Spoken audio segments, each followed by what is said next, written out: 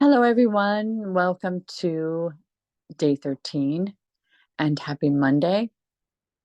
I hope you had a wonderful Mother's Day celebration in whatever day you celebrated, in reflection or also in just remembrance of the people who are important in our lives who take care of us.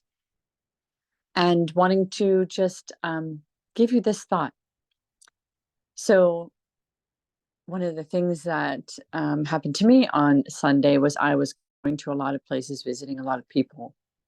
And it came to mind after some of my meditations in the morning that there's a thought about bringing your energy to the place that you're going to go before you get there.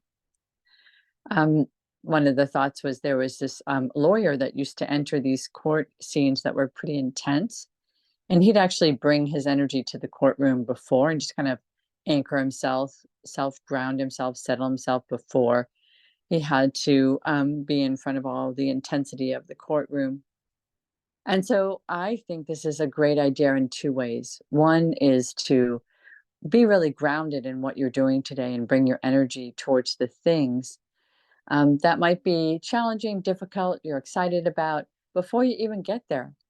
Your grounded energy, focused energy, your intention there.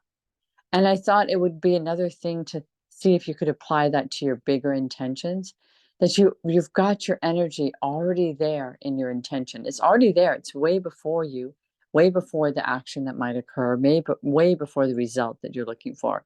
Your energy is already there. It's ahead of you in your intention. It's like leading the way. It's welcoming what you want.